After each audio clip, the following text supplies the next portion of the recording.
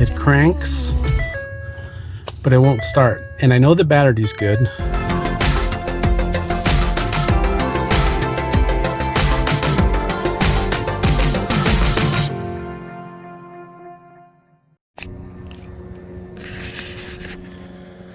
Well, good morning, guys. So last night I tried to pop in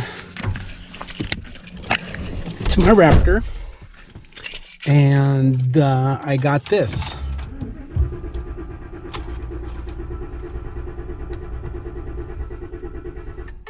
It cranks, but it won't start. And I know the battery's good.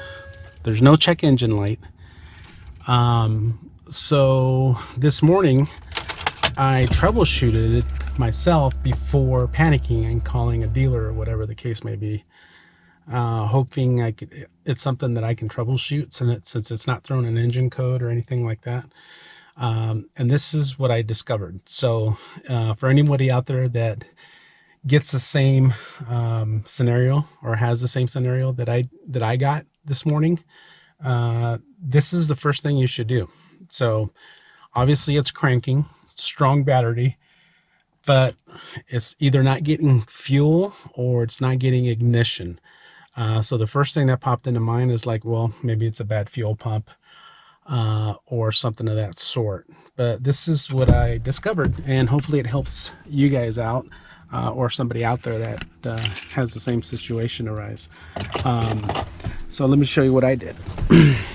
I'm gonna pop the hood here.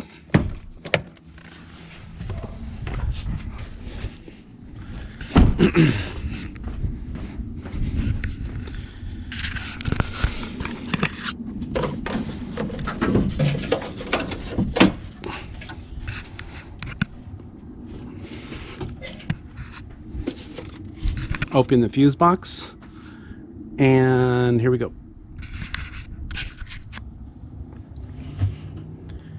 Okay, so the first thing I did is I checked fuse number 27.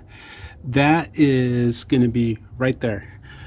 First thing I noticed is that fuse was burnt to a crisp, and it was barely hanging on by a thread. As a matter of fact, this is a piece of it right there, and that's what's left of it.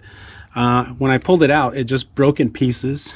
It had already been burnt through, and I actually lost the piece down in here, so I can't show you what it looked like. But it was a 20 amp fuse, so I'm going to go ahead and reinstall a new one.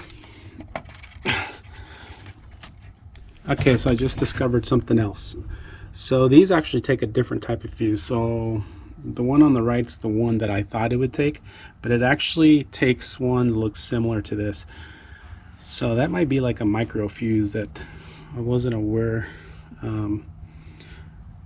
is what went in there. So I'm gonna have to make a trip to O'Reilly's or AutoZone, something like that, and try to find that same type of fuse. That's why it's not going in all the way. But anyway, stay tuned, and we'll change that fuse out and see what happens. 2 hours later. Okay, we're back with the correct size now. Let's see how this works out. There we go. We've got bush.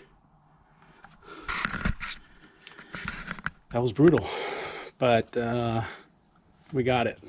Let's try it out now. Do that soon.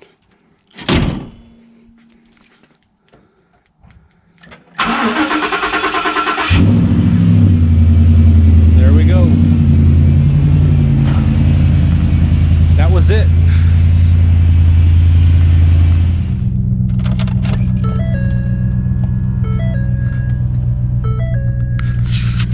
Okay guys, well, looks like she's purring like she normally is.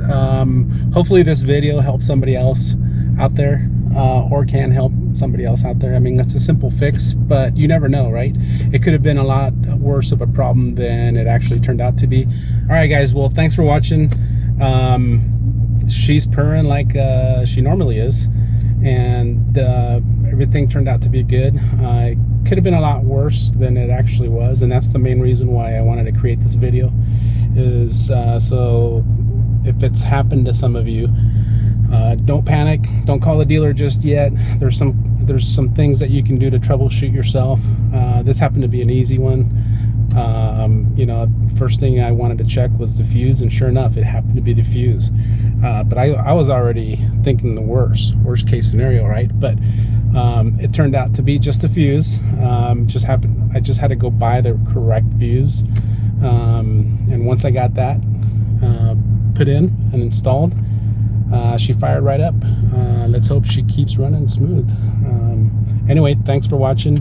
Make sure you please subscribe to the channel and hit like if you liked the video or if it helped you out. And we'll see you next time. And remember, take life by the horns. Peace.